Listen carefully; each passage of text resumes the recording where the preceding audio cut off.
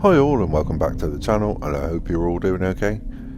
Right, first of all I want to apologise, massive apology to you all for not providing any videos these last, I think it's a couple of weeks.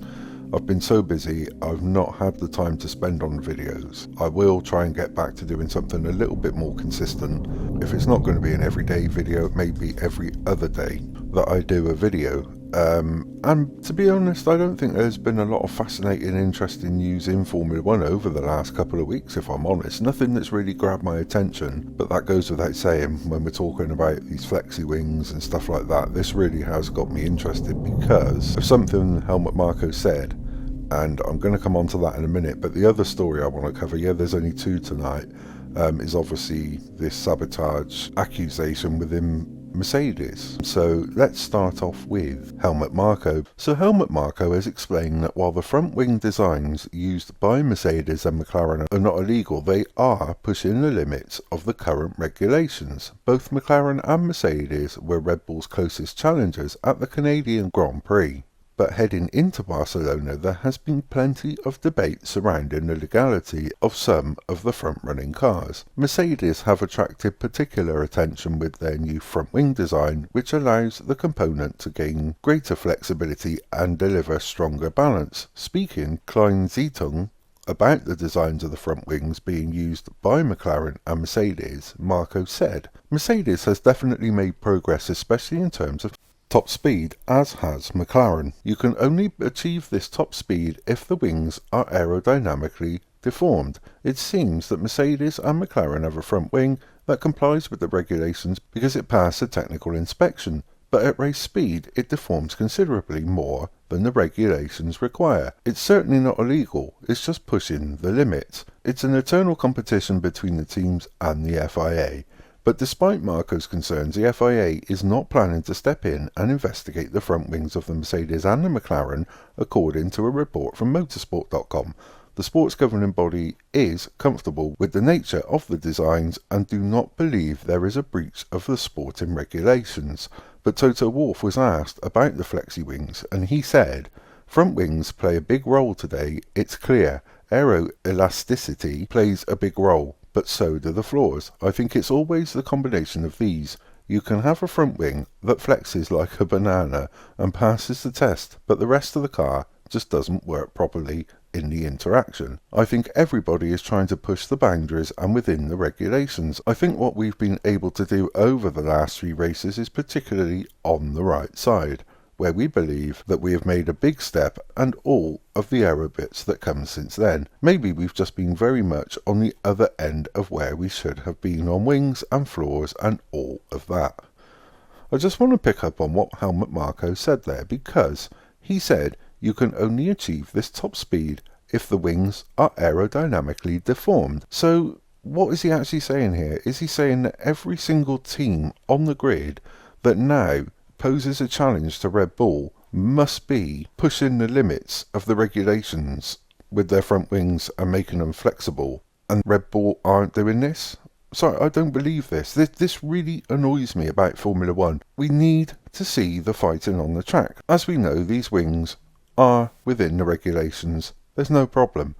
But with today's qualifying and Lando just being a little bit quicker than Max, and both of the Mercedes behind him on the grid, this isn't going to end well. We're just going to see more and more of Marko and Horner going to the FIA and complaining. And I don't want to see this. I really, really don't want to see this. And I just think this really doesn't do Red Bull any favours. Just get it sorted. The wings are fine. Red Bull, if you've got a problem with those wings and you aren't using the same designs as Mercedes, McLaren and potentially Ferrari, go and do it, and you'll be quicker, plain and simple. Sorry, it just really gets on my nerves.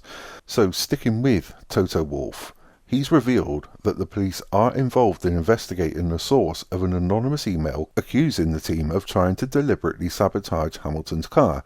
The anonymous email, sent to the same list of F1 and media representatives who were included in WhatsApp messages involving Christian Horner earlier this year, claimed that Mercedes were playing a dangerous game.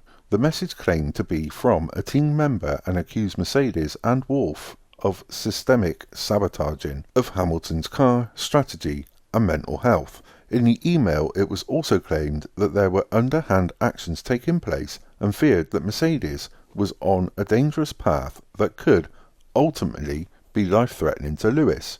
It's believed that the follow-up WhatsApp messages were sent from a mobile phone to selected individuals. Mercedes has dismissed any suggestion that the email has any element of truth and are clear that the communications have not come from an employee. Speaking to the media at the Spanish Grand Prix, Wolff said, "It's not from a member of the team. When we are getting these kinds of emails, and we're getting tons of them, it is upsetting, particularly when there is somebody talking about death and all these things. On this particular one, I have instructed to go on full force. We have the police inquiring about it, we are researching the IP address, we are researching the phone. All that because online abuse in that way needs to stop. People can't hide behind their phones or their computers and abuse teams or drivers in a way like this.